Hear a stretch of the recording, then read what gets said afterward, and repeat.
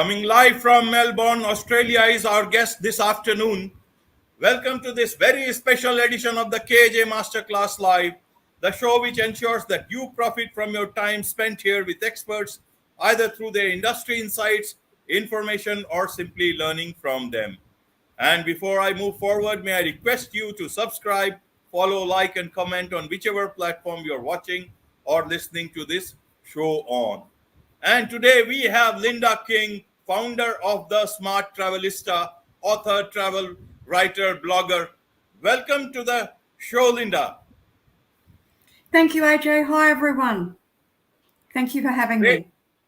Great to have you on the show. And we'll be talking about, how to save money on travel.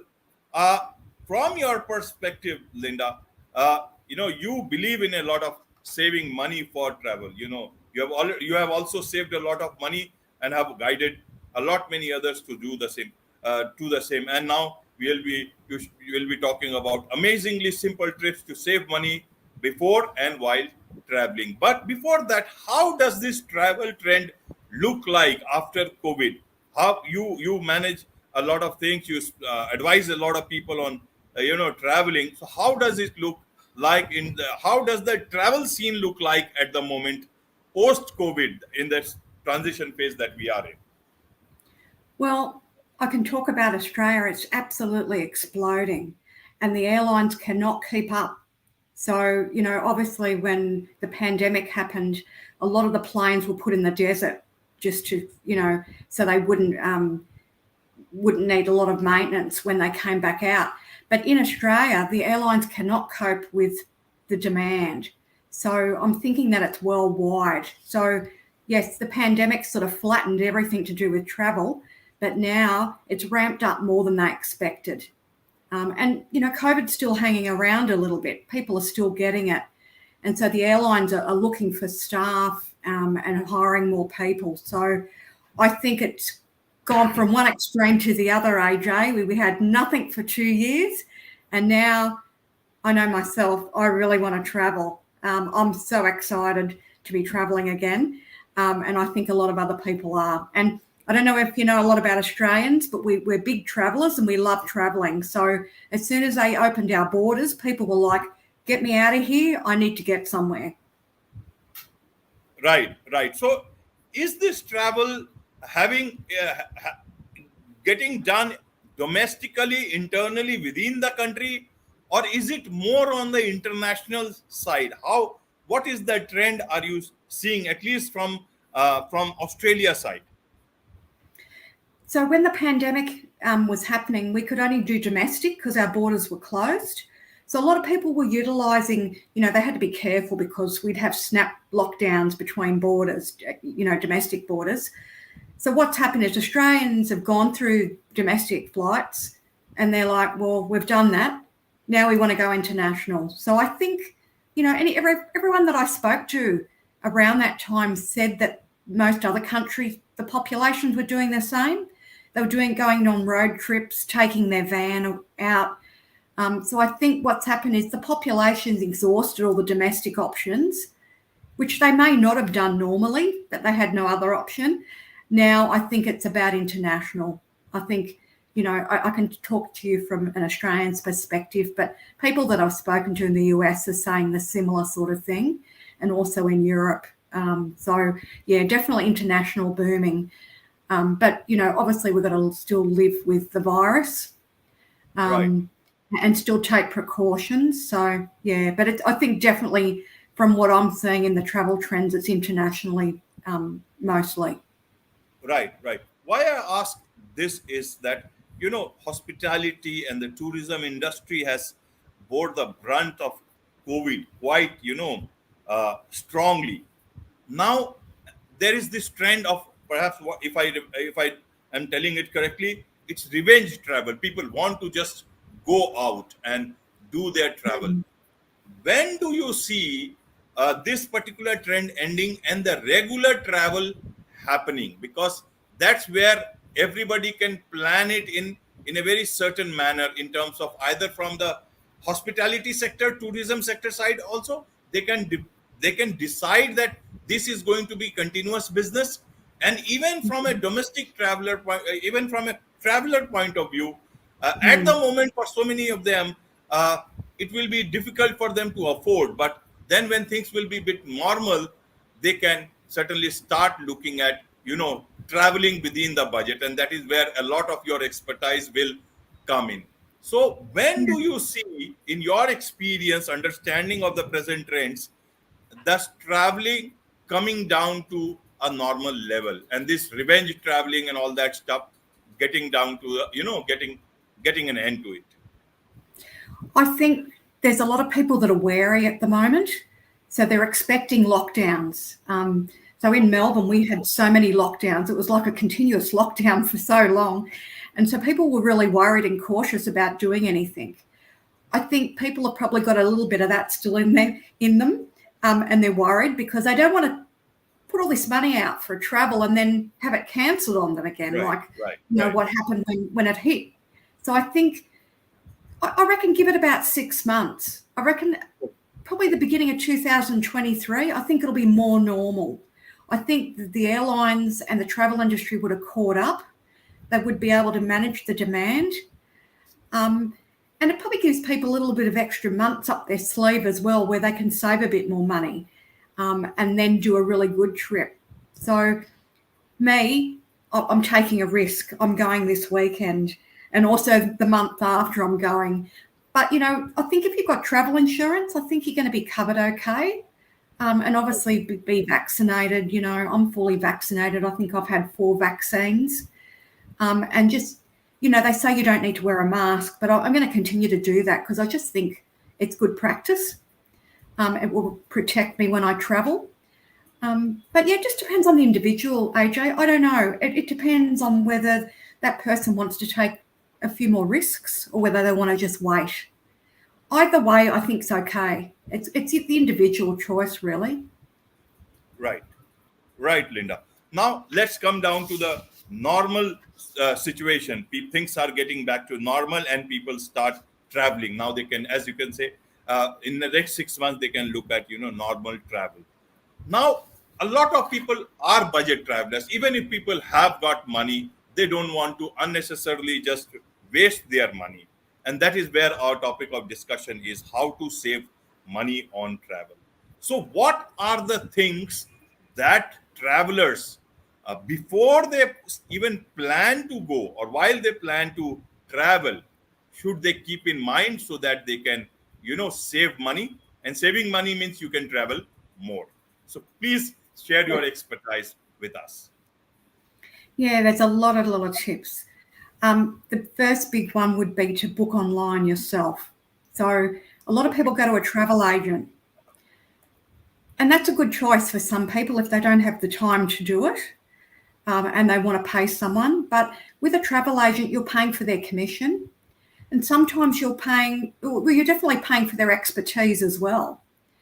So if you Okay. if you strip that out of the equation and do it yourself, and it can seem daunting at first, but if you break it down into steps, it's quite easy.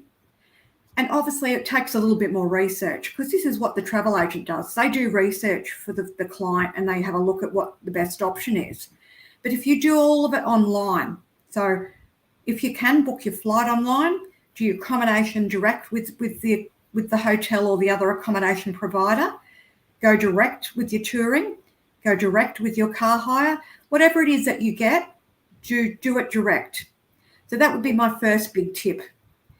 Also, another big tip to think about is prepay before you leave. So if you prepay before you leave, you're using your own currency. If you pay while you're over there, you're paying for the conversion rate between your currency and that currency. So say for me it's Australian dollars and I might be going to the US. I'm actually paying more conversion rate if I pay for it over there. So you might say I want to settle the hotel bill at the end because I might have a few things. I might have some breakfast and room service and whatever it may be. Paying for it beforehand is going to save you a lot of money, so much money. One thing about that is your budget because your budget's already been accounted for. Your costs have already been worked out, and then you know what money you've got up your sleeve to use. Another really good tip is travel off peak. So AJ, you have different peak seasons through the year, and it depends on the country also. So you have really peak high season, they call it high season, which is when everyone's there. The weather is beautiful, but costs are very expensive. If you go lower or shoulder season, depending on the place you're going to, you're always going to get it cheaper. The only thing about that is the weather won't be so nice. Okay, so it might be a bit cooler, could be a bit rainier, but you will definitely save some money there. Another thing to also consider is airline miles. So I'm a big one for airline points. I build my points and then I travel with those points. So I'd say they're probably the big item tips I would give about saving money. And there's also ways to save money when you're traveling as well. But I'll probably talk a little bit more about that in some of my books and also on my website. Okay, Linda. So, firstly, before my next question, if you can tell us more about the Smart Travelista, so that people can get a lot of information, even from your website, even from your free resources. So, if you can tell us about that, and we'll come to the next question then. Yeah, sure. So the Smart Travelista is the company that I created. So it's about saving money and traveling lots. So my background is in the travel industry, but then also in banking. So I know a lot about travel and also know a lot about saving money. So the mission for my company is how to save money, but travel in quality, so we can do more travel, as you mentioned.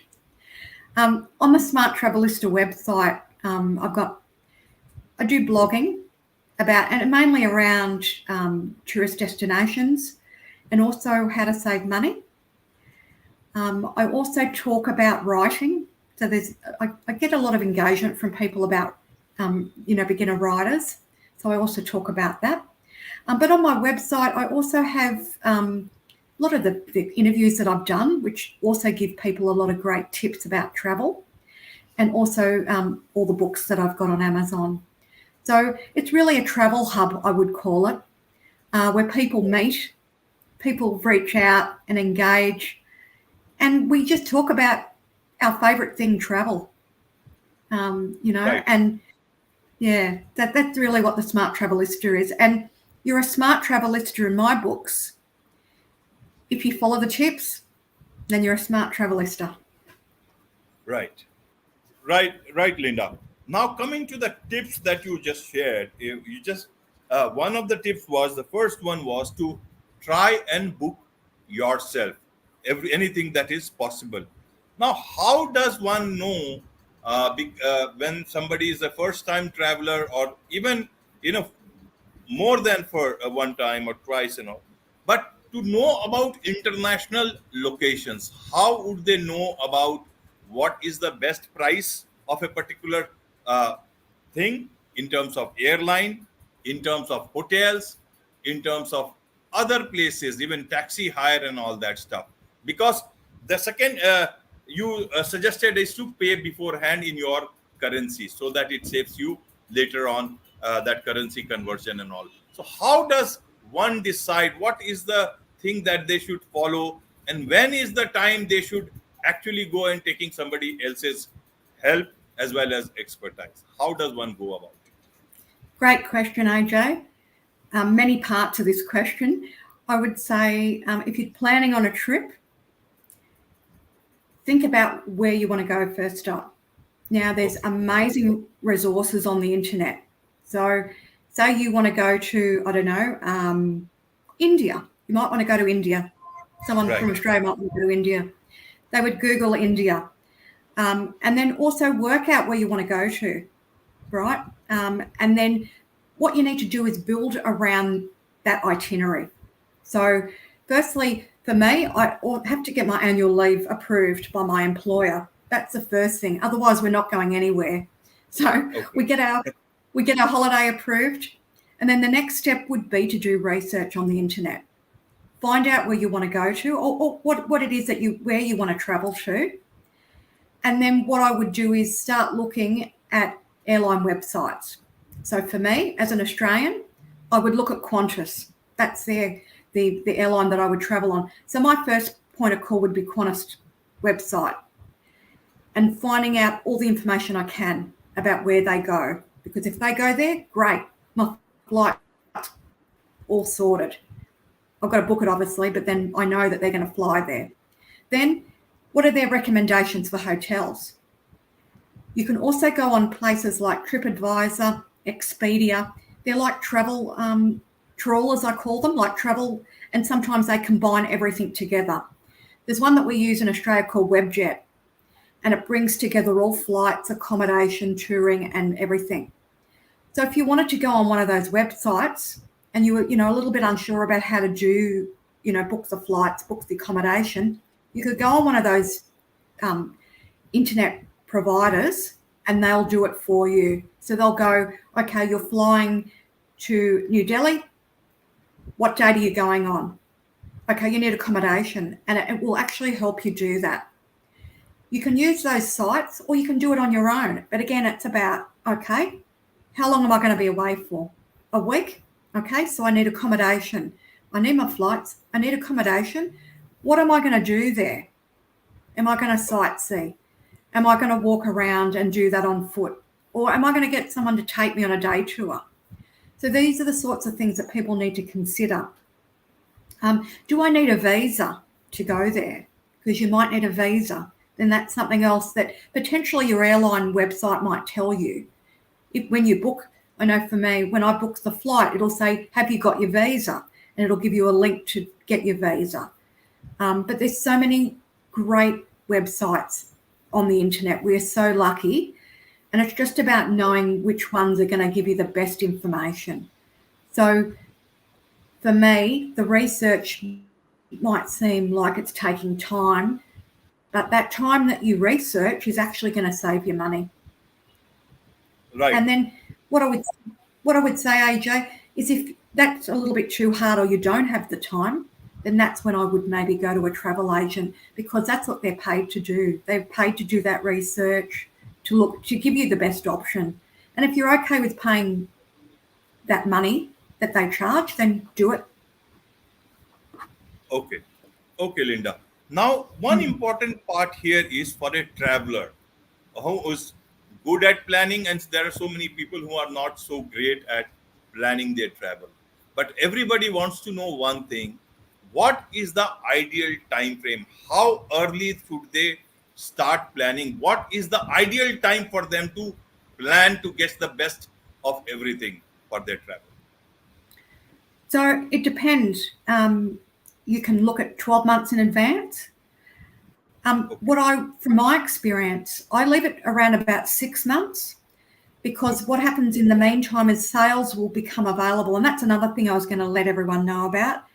If you're flying with a certain airline or you're wanting to buy off a certain travel company, make sure you sign up to their mailing list, because what will happen is they'll send you an email when those sales happen. So from my experience, depending on where I'm going to, I leave it about 6 months before, because then I know whether the flight deals have come out or not. But someone might say to you, you're going on leave. Someone might force you to go on leave because you've got too much leave. As long as you've got I think the quickest I've ever done is probably within 2 days I've gone somewhere, and I've booked it pretty quickly in a day. But it's up to you, whatever, if you know 9 months in advance, 12 months in advance, and the deal looks good, then snap it up, book it, and then that's all been taken care of. And then all you've really got to worry about is how much money you're going to take with you and what you're going to do when you get there. So I don't think there's any hard or fast rule when people should book beforehand. It's an individual thing. Some people like 12 months, people might like 9 months. I'm usually 6 months or below, but that's because I know what I'm looking for and I'm monitoring things. But yeah, it's totally up to the traveller, I think. Right. Now, people, as you say, it's best to build airline points and miles so that you can carry on flying and doing more and more travel. How do you build up that? Because a lot of people have never been to foreign locations. They are first time travelers, maybe second time, or some people who travel more but they don't know how to efficiently do it. What's your Mm. tip for people here, how they can build up their miles points? Yeah, great question. The way to do it is work out which airline program you want to join, or number of them might be, right? So pick out the frequent flyer program that you want to join or the loyalty program and understand it. So again, it's about knowing what they offer, Okay. whether those things fit into your lifestyle. So a lot of these airline loyalty programs have partners. So obviously they've got like the flight airline partners, but there's also accommodation partners. For me in Australia, that we have supermarket partners. We also have financial products like credit cards. So it's about what is good for your lifestyle. So, in most cases people need a credit card. Pick a credit card that's actually going to be attached to a program because that's an easy way to build points. Flying's probably the best way to build points. But if you're not flying, you can still build points. So for me, we have a supermarket that is joined up with one of the airline programs. You've always got to go every week and buy food. So it's a brilliant way to build points. Also shopping. So if you're doing online shopping and someone's an online shopper, does your airline loyalty program have that attached to it? So they have a lot of partners depending on the airline. I would really spend some time looking at what they offer. Do you want to sign up for those things to build points? And then work out where you want to go, because when you're building all these points, you've got to have a goal in mind, right? So do you want to go to Australia? Do you want to go to, Europe? Work out what you're aiming for, because then that'll keep you on track to build the points. Right, right, Linda. Now, a lot of people who go outside, their shopping cannot be far away from you. So, you are an expert on this particular aspect, Linda, where on saving money during travel. Now, where should buy travelers travelers look for shopping, you know where they can within a particular city, or is it that you recommend that there are certain places, uh, locations that one should go and do their bargain shopping? What's your outlook on this particular aspect? So you're talking about something that I absolutely love. I love bargain shopping. Right. So what I would say is my big tip with bargain shopping, if you're looking for a certain brand, are you going to that country? So for me, later on this year, I'm going to the US. I love American brands. So that's the best place to buy the American brands, because don't know about you, but in Australia, we get charged quite a bit for those brands. They will be very cheap because they're locally made. So if you're a shopper and you're after a certain brands, find out where the brands are, where they originate from. And if you're going to that country, you're going to get a lot of them. And if you're anything like me, you're going to have a family that will have a list of things that they want me to get there as well for them, which is part of the shopping fun. But yeah, with bargain shopping also, look, if you're really into saving money when you're traveling and you want to buy things, go to a market. But there's an art to learning how to bargain. So someone might say to you, oh, it's 100, whatever the currency is. What you should do as part of your bargaining is halve that and say, no, I'll offer you 50. And they will get quite shocked.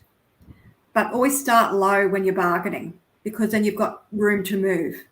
If you offer too high, then you're not saving money. So always really offer low. So even if you're brave and it's 100, offer them 25, and they'll go, what? But then you've got more bargaining room. So and just be careful, because not all how can I say this? Not all good people are in markets. They like to take advantage of the traveller. So you just have to be really careful. And, know your prices. So if you're in a market, go around to a few places that are selling the same thing. What's one offering? What's the price that they're selling it for? What's the other one selling it for? If you do a bit of a walk around, you usually find out what the average price is. So you're doing a bit of market research before you buy, and then offer them. And always be okay about walking away as well. So if they're offering a ridiculous price, be okay to walk away, say no thank you, and just walk away. Usually they'll come screaming and say, hey, lady, yes, okay. But it's all about the bargaining. That's my big tip. Okay, okay. So does this sort of hard bargaining also happen in European countries, in the US, in other countries? I thought this was more of, on the eastern part of the world where we do a bit of bargaining and, we haggle on the price and try to come to the right price for ourselves. So give us a sense of how it happens. Does it happen the same way in European countries, even in the US? Yeah, I think you just got to be brave and just ask. So they might say to you, whatever the price is, I'll say, well, what about this? And if they say no and you don't really want it, well, then just walk away and then go to the next stall. But I find probably my best bargaining is in Asia. There are probably, but you can certainly get bargains in Europe and the US. In my opinion, AJ, if you don't ask, you don't get, right? And Right. you just got to be a bit cheeky when you say it say it with a smile and see what happens. Right, right. One more question in terms of buying things from where they originate. Now, you see, even in the US, a lot of their products are made in China, produced in Mm. China, and then they sell it there. Now, for a traveler who is not from US, or a non-resident traveler who is not a resident of that particular country, even in Europe, a lot of countries they get their products manufactured in China because of the cost advantage. Then, how does one decide whether the product that they are getting in their country is better, or the product that is there you are getting in outside country, it is the best that he can get in the market? How does one know that he is getting the genuine product that he is looking for? So what you need to do is do research before you leave. So find out what the price is in your local city, and so that's a benchmark, right? So if I don't know if any of your listeners like luxury. So say you're going for a Louis Vuitton handbag, right? You'd look at what the Louis Vuitton handbag is worth in your city, Okay. and then say if you're going to Paris, which is where they have good bargains, you're going to know the difference between what you would pay, say for me in Melbourne, to what I'm paying in Paris. But it's about the research. If there's one big tip I can give everyone as a traveller is research. Research. It will be your best friend. And you think about when you're buying things in your local city. I don't know about you, but I do research before I buy something. I'll get my iPhone up and go, okay, the shop's telling me it's this. Is there anywhere else that's offering it cheaper? So it's always about having that sort of mindset, and you'll save your dollars for sure. And then, you'll have something that's really worth a lot of money and you've paid hardly anything for it. And people are going to go, oh, wow, you must have paid a lot. And you just say, yeah, I did, when you didn't. Right, right. Great. Yes, Linda, you have answered quite. Your tips are going to be very helpful for a lot of people, and for a person like me who does not know about international travel, I will certainly be, using a lot of them. The best thing is do research, do as much research as possible, and you will be saving a lot of money. Now, another aspect of travel, especially international travel, Linda, is that in terms of staying healthy and being safe during travels. First important thing is that, how does one respond to an emergency? Suppose there is a visa problem, you suddenly find your visa is missing, any particular document is missing, some money is missing. How does one respond to such emergencies? Where do they go at that point in time? What should be their first response? Because it's a very different situation in a different country, which is not yours. Yeah. So I'd say, first of all, don't get too stressed. Try and remain calm. If it's your passport and it's lost, then I would contact your local country consulate for assistance. And also that would go for any emergencies. So if you're in an emergency, medical emergency or anything like that, I would definitely contact them because they're very helpful. They're there to provide assistance to the citizens of the country. So I always carry my country consulate number. It's like insurance. You may never need to use it, but having their number will make you feel better. Absolutely. Depending on the circumstance, if you've been involved in a robbery, so someone's, robbed you, then I'd be going to the police as well to do a police report. But then also go to your country consulate. And hopefully, AJ, most travellers should be taking out travel insurance. So I'd be calling their travel insurance company as well with any of those. And they're very helpful too. They deal with things that go wrong all the time. So probably they would be the top 3 things to do, depending on the emergency. But I think really stay calm, because if you get too upset and stressed, then you don't think of things that might be just simple common sense, because you're too emotional about what's happening. So always good to remain calm. If it's your health, get yourself to a hospital immediately, right?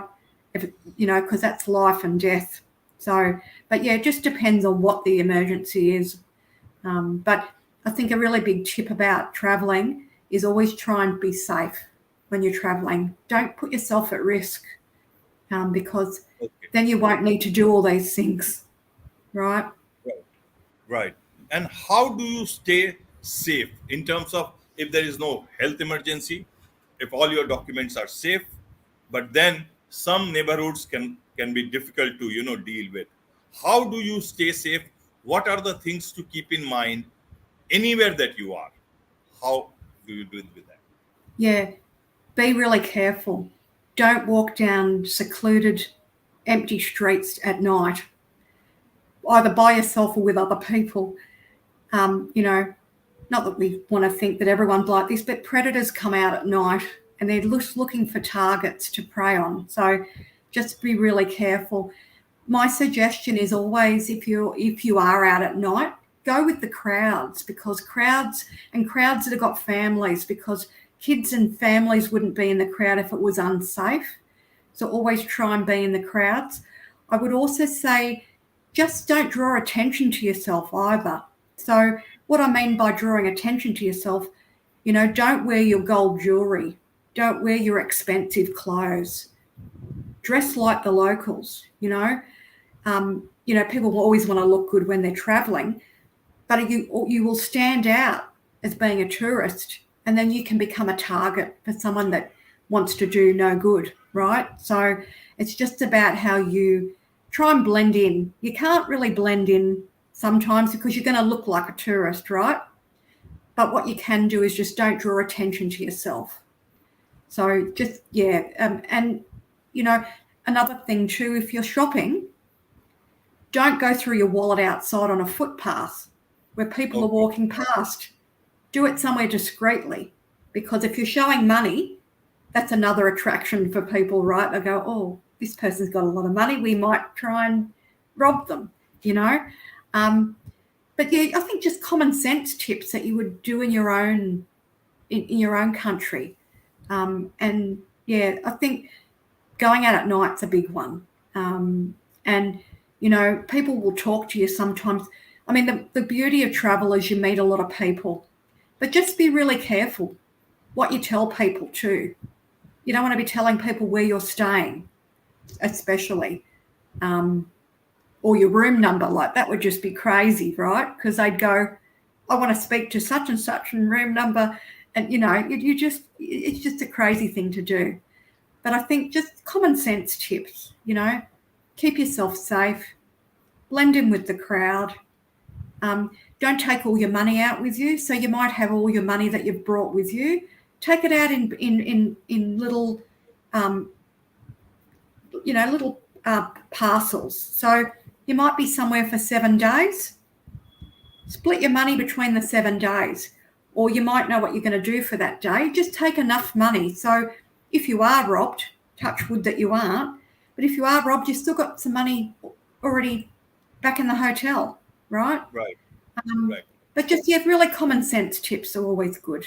And just remember that, there's the beauty of travel is there's some really nice people you'll meet, but then could be some others that aren't so nice, and you just got to protect yourself. Right. Right, Linda. Now, in terms of, traveling outside after COVID, a lot of changes have happened to the industry as such. What do you recommend in terms of homestays for international traveler, like Airbnb and different places? Where do you see? Will it be the same thing, or is it that people should avoid as of now till things come to normal? How do you look at it from a traveler's perspective? Yeah. Look, I think B&B is really, really good for savings. You'll save a lot of money, but you don't know a lot about the people that like have that place. And, whether they're there or around. Me personally, I don't use Airbnb because I've heard a lot of bad stories. And, it's not to say everyone experiences this, but I've had people that I've known that have booked Airbnbs and then turned up and then there's no accommodation for them. But if you put the health on top of that, you just don't know. That's a bit of an unknown. And yes, you're saving money, but you don't want to end up being sick through saving money. You know what I mean? So it's got to be a fine balance. I think if you're really smart and also do your research, there's a lot of bargains to be had. All these accommodation providers want your business, so they will offer sales. So you'd be surprised that you could save some money doing that. But it depends on your budget. You've got people that love doing hostels, staying in hostels, because they are probably the cheapest you can get. But again, you're going to be around a lot of people in a hostel. You don't know their health conditions. You don't know, whether they've had COVID.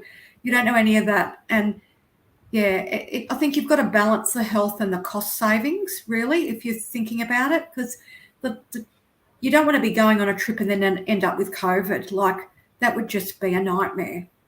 And then getting long COVID after it. And then you'd go, I wish I'd stayed in a hotel, because that might not have happened. But look, it probably, travel involves a few more risks, but I think when it calms down a bit more, I think it'll be back a little bit more back to normal. But again, the individual choice, I'm not going to recommend one against the other. Right. I think it's up to the individual. Right, Linda. Now, my last question, Linda, as of now, because for more, either they have to connect with you or they have to look at your resources on your website, which is there, as you have mentioned before. In terms of insurance, people can tend to be a bit more, like nothing will happen to me. How should people look at travel insurance, and what is the best way they can get the best out of the travel insurance thing, so that they are safe, secure, and as well as, they are getting the best in terms of shelling out money also? How should they go about it? I think if you've got money to travel, you should do travel insurance every time. It's just a no-brainer. I think as far as the policies are concerned, make sure you're covered for medical, and also just for theft and, replacement of baggage and all that. Also, another thing to remember, if you're going to the US, it's very expensive if you get sick in the US because of their health insurance. Right. So especially if you're going to the US, make sure that you've got a really good policy that covers you for that, because if you get sick over there, you could be up for thousands and thousands of dollars. So at the moment, I think a lot of travel insurance has a COVID clause, like it does cover people for COVID. So ask the question, do you cover COVID, cancellations or incidents?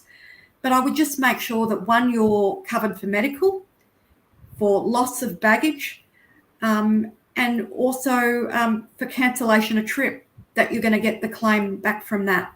So, always just read the policy. I know it's not fun sometimes to read it, but it's good to know what you've got in your policy, because then you know what coverage you're going to get. Right, Linda. You've given a lot of information, and that's going to be, as I said earlier, that will be a lot of helpful to you, or to everybody here in India, and to a lot of other places that this podcast is going to be heard or seen. Now, again, at the sake of repeating, this is my last question in terms of experience. Earlier, travel used to be more about seeing more places. Now, people are looking at experiences. And how do they make sure that they are having the best of experience when they are going to any country? Which place do you recommend? You have seen a lot of the world.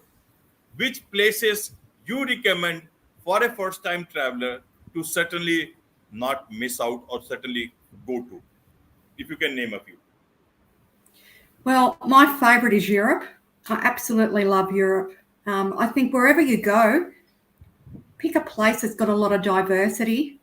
And, it depends on what you're after. So a big thing that's happening at the moment is bucket list trips. People love things on their bucket list, right? And they're going, right, tick that off the bucket list. But yeah, it depends on what experience you want. Do you want a cooking experience, like a food experience? You might go to a country that's involving the food aspect. Or it might be that you're looking for slow travel. So slow travel where you're traveling a bit slower. You've also got like trains. So it depends on what sort of experience you want. So for me, like through Europe, you can get on a train, go from country to country. Right. You're seeing a different experience of that country instead of a plane where you're flying in between airports. So again, I think it's up to the individual, but what is it that traveller wants to experience? What is it that's driving them to travel? If you love Italian food, then a no-brainer would be to go to Italy, because you're going to get a lot of food there. But if you're into history, then that might drive you to go to a country. But AJ, can I say the world is so wonderful? I have travelled to a lot of places, and I continue to travel. I think travel in itself is an experience. And I think the world is everyone's oyster. What do you want to travel? What do you want to see? Because it's all out there to visit. And it's just what pleases you or makes your heart sing, So for me, I like the bucket list. I've got a bucket list about this long with a lot of things, and I'm marking them off the bucket list. But everyone's different, right? What they want to do. But you have to travel. It's the best experience. It's a life experience, and it's a learning experience. And I think your life is more wealthy from it. Right. As you said it's a wonderful world, and life is more wealthy with as much travel that is possible. So thank you so much, Linda King, founder of the Smart Travelista, author, travel writer, and blogger. Thank you so much for your tips. Thank you so much for your time. Thank you for Thank you, AJ. time. Thank you. Bye, everyone. Bye. Bye.